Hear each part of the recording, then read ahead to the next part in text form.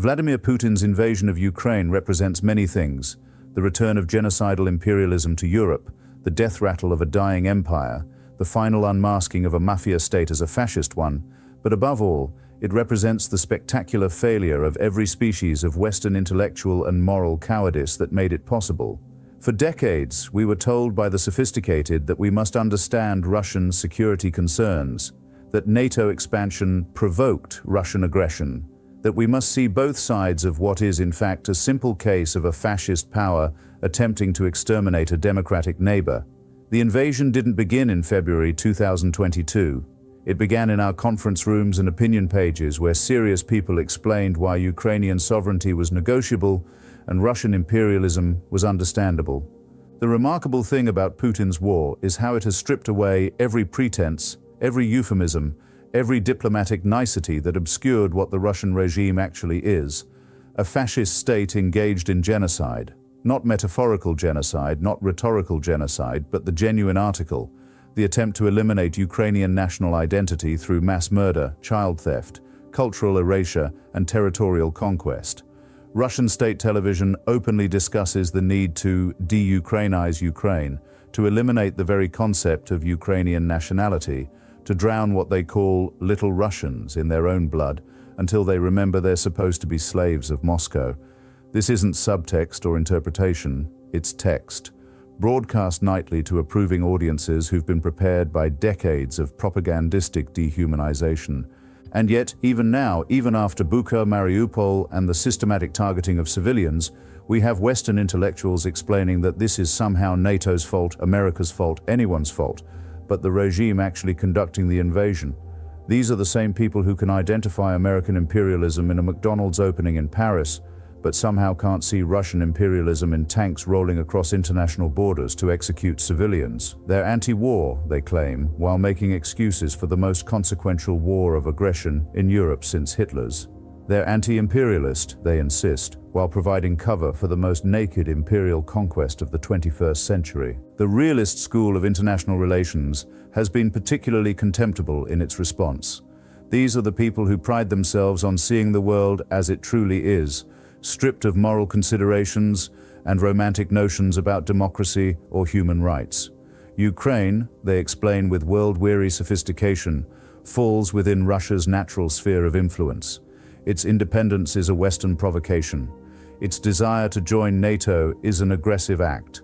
The solution they propose with straight faces is to give Putin what he wants: Ukrainian neutrality, Ukrainian disarmament, Ukrainian submission. They call this peace, though it's the peace of the grave, the quiet of the eliminated. Henry Kissinger, that apostle of amoral statecraft, crawled out to Davos in May 2022 to explain that Ukraine must accept territorial losses for the sake of stability. Here was the architect of the Cambodia bombing, still dispensing advice about which nations should be sacrificed for his notion of order. One wonders what other nations should surrender their territory for Dr. Kissinger's realpolitik. Perhaps Israel should return to its 1947 borders. Perhaps America should return Texas to Mexico. But no, it's always someone else's country that must be sacrificed on the altar of realism. Always someone else's freedom that's negotiable, always someone else's children who must accept slavery for the sake of great power politics. The Western response, at least initially, was a masterclass in self-deterrence. We wouldn't send weapons because that might escalate. We wouldn't provide air defense because that might provoke. We wouldn't sanction energy because that might inconvenience us. We spent the first months of the war explaining what we wouldn't do while Ukrainians died in bombardments that our weapons could have prevented. Every weapon system that was too provocative in March became essential by December, after thousands had died who might have lived if we'd shown courage instead of caution. Germany's response deserves special contempt. Here was a nation that had spent decades building its entire energy infrastructure around Russian gas, funding the very war machine now dismembering Ukraine. When the invasion began, their initial response was to send helmets, to a nation facing tanks. It was as if they were determined to prove every stereotype about German fecklessness true. They spoke of their historical responsibility while financing genocide. They invoked their pacifist constitution while their euros paid for cruise missiles that struck children's hospitals. It took months of Ukrainian blood and international shaming before they finally, grudgingly, began to act like the European power they pretend to be. But nothing has been quite as revealing as the response of a certain segment of the American anti-war left.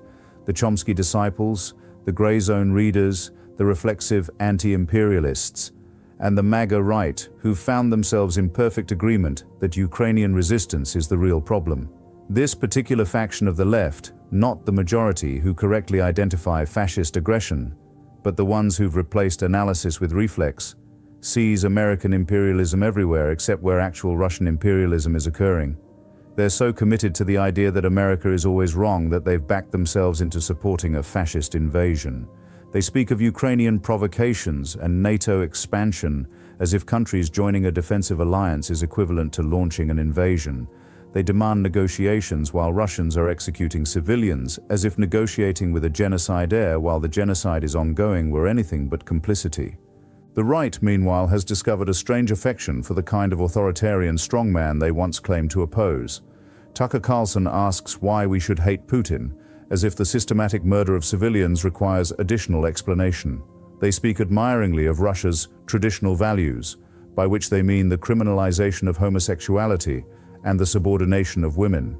They see in Putin what they wish they had in America, a leader who murders journalists, poisons dissidents, and rules without the inconvenience of democracy. Their isolationism isn't principled, it's selective, applied only when democracy needs defending, but forgotten when there's oil to secure or immigrants to demonize. What Ukraine has revealed, through its magnificent resistance, is the bankruptcy of all these positions. The Ukrainians didn't read the realist memos about accepting their fate. They didn't understand that they were supposed to surrender in 3 days, as all our intelligence predicted. They didn't realize that corruption and post-Soviet malaise had rendered them incapable of resistance. Instead, they fought. The comedian president didn't flee with American offers of evacuation, but stayed and said, "I need ammunition, not a ride." The farmers stole tanks. The grandmothers made Molotov cocktails. An entire nation discovered that it preferred death to slavery, and in doing so, shamed every Western intellectual who'd written them off as a buffer state to be traded for stability. The moral clarity of the situation is absolute, which is why so many work so hard to obscure it. Russia invaded Ukraine not because of NATO expansion. NATO hadn't expanded in years and had explicitly rejected Ukrainian membership. Not because of security concerns. Ukraine had no ability and no intention to threaten Russia. Not because of ethnic Russians under threat. The Russian-speaking cities of Mariupol and Kharkiv have been the most devastated by Russian liberation. Russia invaded because Putin cannot tolerate the existence of a free, democratic Ukraine that shows Russians an alternative to their own deepening tyranny. The war is not about territory or security, but about whether democracy can exist in what Moscow considers its patrimony. Every bomb that falls on Ukraine is a bomb that falls on the entire post-1945 international order. The idea that borders cannot be changed by force, that might doesn't make right, that genocide is intolerable. If Putin succeeds, if he's allowed to keep what he's stolen, then every dictator will know that conquest works, that the democratic world will eventually tire and accommodate, that nuclear blackmail trumps international law. Taiwan watches Ukraine, the Baltics watch Ukraine. Every small democracy next to a large tyranny watches Ukraine and wonders if they're next. The Ukrainians have paid in blood for the West's education. They've taught us that democracy isn't inevitable, that freedom must be defended, that there are things worth dying for. They've exposed every comfortable lie we told ourselves about the end of history, the obsolescence of war, the sufficiency of economic integration to prevent aggression. They've shown us that evil, real evil, not the metaphorical kind, still exists and must be confronted. They've demonstrated that courage is possible, that resistance works, that ordinary people can face tanks and win.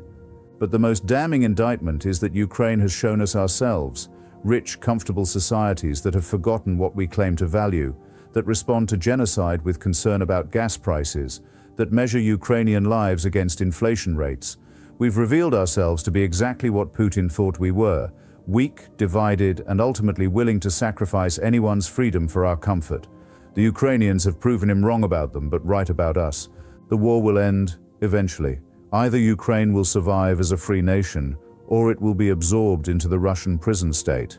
Either international law will be vindicated, or it will be shown to be meaningless. Either we will have learned that democracy must be defended, or we will have taught every tyrant that it can be destroyed with sufficient brutality. There is no middle ground, no compromise possible between existence and extinction, no negotiated settlement between democracy and fascism.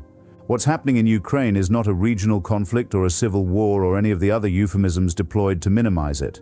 It's a fascist attempt to destroy a democratic nation, conducted with genocidal intent and eliminated ambiguity. Everyone who obscures this, who provides explanations for the inexcusable, who finds equivalence where none exists, is complicit in the crime.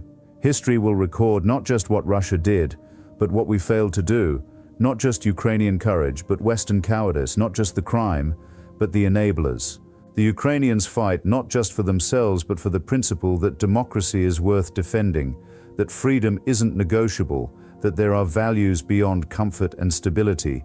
They fight for the world we claimed to believe in before we discovered that believing in it required sacrifice. They fight for us, even as we calculate whether saving them is worth the price of gasoline. They deserve better allies than us, but we're what they have.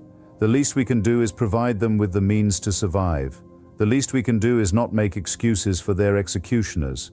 The least we can do is remember that what's happening in Ukraine is not a tragedy, but a crime, and crimes have perpetrators who must be defeated, not understood.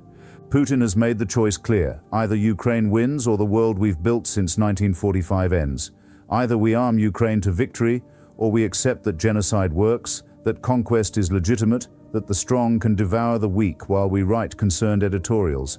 Either we see this through to Ukrainian victory, or we admit that all our talk of values and principles and international law was just that, talk, to be abandoned when the heating bills arrive. The Ukrainians have chosen to fight rather than submit. They've earned the right to our support through their blood. Those who counsel surrender, whether from realism or pacifism or indifference, are counseling death, not metaphorical death, but actual death for millions of Ukrainians who've committed the crime of wanting to be free. There's no moral ambiguity here, no complexity to navigate, no both sides to consider. There's a democracy fighting for survival against a fascist invasion. You either stand with Ukraine or you stand with fascism. The Ukrainians have made their choice. History waits to record ours.